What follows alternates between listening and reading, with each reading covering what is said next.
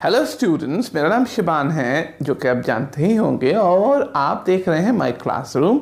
आज के इस वीडियो में हम जानेंगे principles of classical conditioning theory.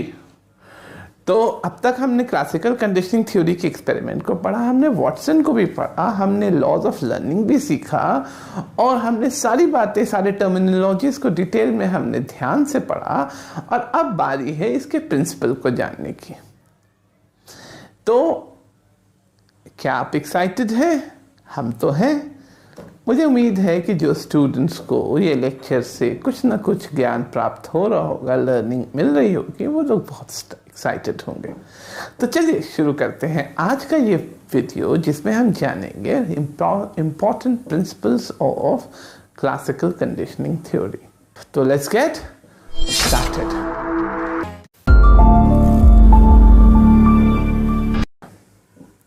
तो well friends, classical conditioning theory behaviourism में एक बहुत इंपॉर्टेंट रोल प्ले करती है। दो तीन थ्योरी हैं बिहेवियरिज्म में जो बहुत इंपॉर्टेंट रोल प्ले करती हैं, जिनमें से एक थॉर्नडाइक की है, एक पैवलॉव की है, और आगे आने वाले वीडियोस में हम लोग पढ़ेंगे कि एक जो है स्किनर की है, जिसका नाम है ऑपरेंट कंडीशनिंग। तो आज के इस वीडियो में हम लोग जानेंगे 4 important principles, 1, 2, 3, 4 important principles of classical conditioning theory as propounded by Pavlov. यानी पैवलॉव के द्वारा दिए गए 4 सिद्धांत जो कि क्लासिकल कंडीशनिंग थ्योरी का है, जिसके लिए हमें ये पढ़ना है। और अगर ये समझ गए तो क्लासिकल कंडीशनिंग थ्योरी आपके वो पूरी तरह से समझ में आ गई। और इसमें ना समझने की तो कोई बात ही नहीं है, क्योंकि है ये बिल्कुल बहुत आसान, एकदम गाजर के हलवे की तरह। उठाओ और गप से खा लो।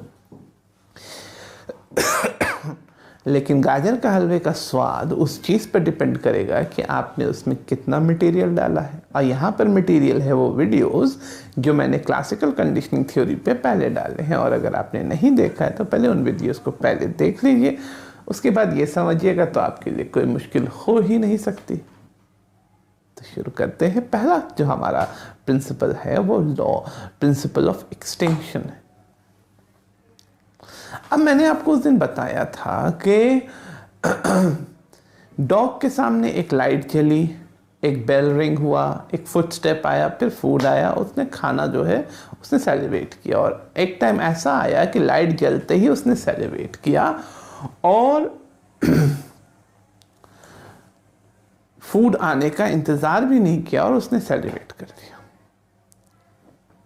ठीक है, तो यहाँ पर फूड है नेचुरल स्टिमुलस, यहाँ पर लाइट है अननेचुरल यानी कंडीशनड स्टिमुलस, यहाँ पर फुटस्टेप है कंडीशन स्टिमुलस, यहाँ पर बेल है कंडीशन स्टिमुलस, फूड है अनकंडीशन स्टिमुलस, रिस्पॉन्स है फूड को देख के जो सलाइवा क्रिएट कर रहा है वो रिस्पॉन्स है अनकंडीशन रिस्पॉन्स। लेकिन ये प्रैक्टिस को जब बार बार किया गया, जैसे कि आपने उस दिन भी देखा था कि 1 2 3 4 5 जंप, तो मैं क्या हो रहा था, ब्लास्ट के ऊपर जंप कर रहा था। एक बार ब्लास्ट नहीं भी हुआ तब भी मैं जंप किया। तो इस प्रैक्टिस को जब बार बार रिपीट किया गया, तो जब पहला कंडीशन स्टिमुलस आया, that was light, condition stimulus that was light, तो डॉग ने सेलिब्रेट कर दिया, पूरी तरह से सेलिब्रेट कर दिया। खाना तो आया नहीं, और जब अगर खाने को देख के कोई रिस्पॉन्स, यानी नेचुरल चीज़ों को देख के नेचुरल रिस्पॉन्स नहीं होता है, तो उसको क्या कहेंगे? लाइट को देख के सेलिब्रेट करने की कहाँ से बात आ गई? लेकिन क्योंकि वो कंडीशन हो चुका है, हैबिट में आ चुका है, इसलिए लाइट को देखते ही उसने क्या किया? सेलिब्रेट किया। तो वो होगा कंडीशन स्टिमुलस को देख के उसने कंडीशन रिस्पॉन्स निकाला, यानी अननेचुरल स्टिमुलस को देख के उसने अननेचुरल रिस्पॉन्स निकाला। उसी तरह से बेल को बजते हुए देखते ही उसने सलाइवा क्रिएट किया। Again bell is a condition stimulus. उस कंडीशन स्टिमुलस मैन मेड, उसने जो स्टिमुलस जिसको रखा गया है ताकि डॉग के अंदर वो परिवर्तन आए। जैसे कि आपने पिछले वीडियो में वॉटसन की थ्योरी में बेल देखा था, उसको रखा गया था कि वो जो है बच्चा डरे, इसीलिए यहाँ पर बेल को और लाइट को रखा गया है कि डॉग जो है वो क्या करे, सेलिब्रेट करे, राइट, रखा गया है, तो क्या होगा, वो कंडीशन स्टिमुलस होगा, और डॉग का रिस्पॉन्स क्या है, वो कंडीशन रिस्पॉन्स होगा। फुटस्टेप आया, खाना आया। अब क्या हो रहा है कि हमें समझना है कि एक्सटिंक्शन क्या है। तो एक्सटिंक्शन को समझने के लिए लाइट जली, फुटस्टेप आया, खाना आया, लाइट जली, बेल बजा, फुटस्टेप आया, खाना आया, लाइट जली, बेल बजा, फुटस्टेप आया, खाना आया। अब क्या हो रहा है कि एक पर्टिकुलर लेवल के बाद जो है लाइट जली, बेल बजा, फुटस्टेप आया, खाना नहीं आया, है ना, लेकिन डॉग फिर भी सेलिब्रेट कर रहा है। फिर लाइट जली, फिर बेल बजा, फिर फुटस्टेप आया, फिर खाना नहीं आया। सोर्स ऑफ सेलिब्रेशन खाना ही था, लेकिन डॉग फिर भी सेलिब्रेट कर रहा है।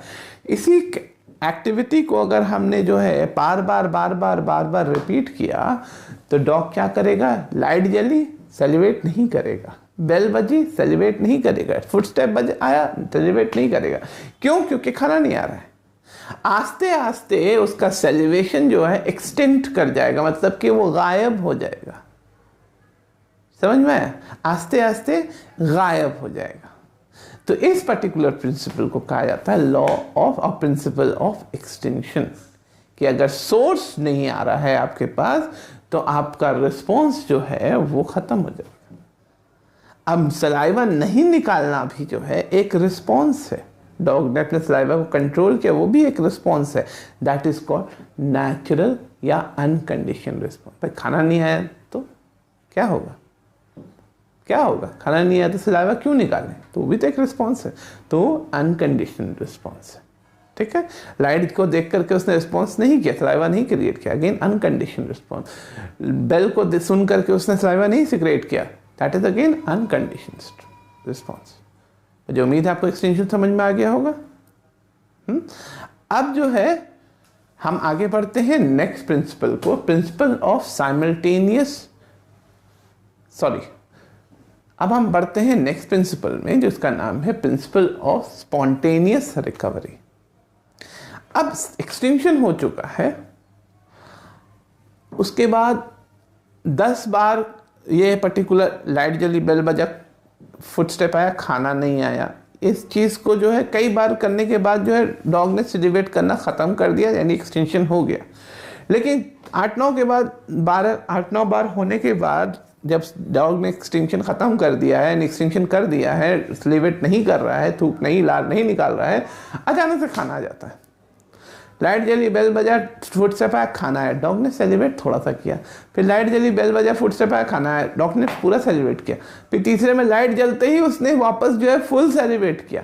याद रखिएगा, ये स्पॉन्टेनियस रिकवरी है। फर्स्ट टाइम जब ये काम किया गया था तो डॉग को 10 से 15 बार प्रैक्टिस करने के बाद ही लाइट जलने पे वो फुल सेलिब्रेट कर रहा था। लेकिन इस बार जब दोबारा से ये चीज़ एक्सटेंशन के बाद, एक्सटेंशन यानी उसके भूलने के बाद, ये चीज़ होने के बाद दोबारा से जब एक्सपेरिमेंट को फिर से खाने के साथ प्रैक्टिस किया गया तो वो उसने जो है जल्दी से, स्पॉन्टेनियस माने फौरन रिकवरी किया, जल्दी से उसने रिकवरी किया, है ना। पहले एक्सरसाइज की तरह नहीं कि उसको 15 टाइम लगा इस चीज़ को रिपीटिशन में डालते डालते 15 बार के बाद जो है वो सीखा। इस बार वो तीसरे बार में ही सीख गया कि लाइट जली, सेलिब्रेट करे, ओ खाना तो आने वाला है। Getting my point? So this was spontaneous recovery. Again question हो तो पूछिएगा। अब अगला क्वेश्चन पे, अगला प्रिंसिपल पे हम आते हैं।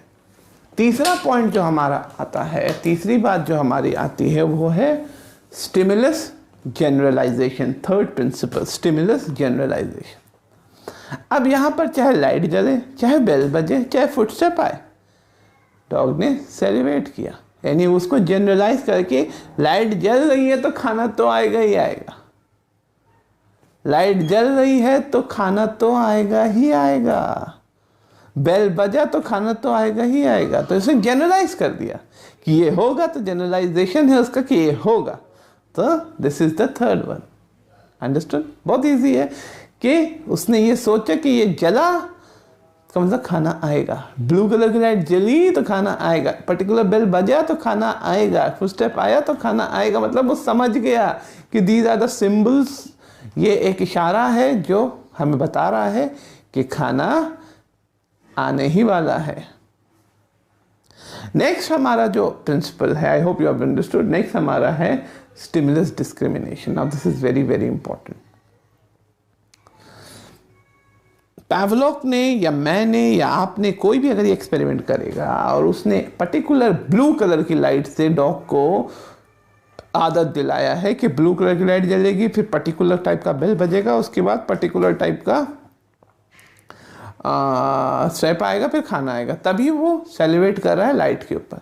अचानक से लाइट का कलर अगर हम चेंज कर दें, ब्लू की जगह रेड लाइट कर दें, ग्रीन कर दें, कोई और कलर की लाइट कर दें, तो क्या होगा? क्या डॉग सेलिब्रेट करेगा? नहीं करेगा। बेल हमारा एक पर्टिकुलर बेल था, उस बेल की जगह मान लीजिए हम लोग कोई और बेल बजा दें, तो क्या सेलिब्रेट करेगा? नहीं करेगा। यानी वो डिस्क्रिमिनेट कर देगा कि ये वो लाइट नहीं है जिसके बाद खाना आता था, ये वो बेल नहीं है जिसके बाद वो खाना आता था। ठीक है, खाना तो इस तरह की लाइट पे आता था, इस तरह के बेल पे आता था। तो this is not the indication of the food that is about to come, है ना। ये इंडिकेशन, इशारा नहीं है कि खाना आने ही वाला है। तो मुझे उम्मीद है कि आपको ये वीडियो और इसका कंटेंट समझ में आया होगा। So with this, I Shiban signing off for today. Or if you have any query, you have my WhatsApp number. You can talk to me. You can call me and talk to me.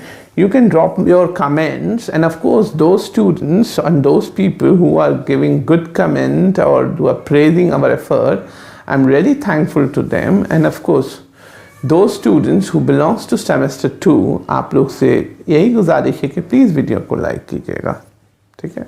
और हाँ, अगर ज़्यादा सवाल आते हैं तो हमें Q&A भी कर सकते हैं इस वीकेंड पे। पिछली बार तो कोई Q&A आया नहीं, तो एक Q&A वीडियो करेंगे जिसमें आपके सवाल होंगे और हमारे जवाब होंगे।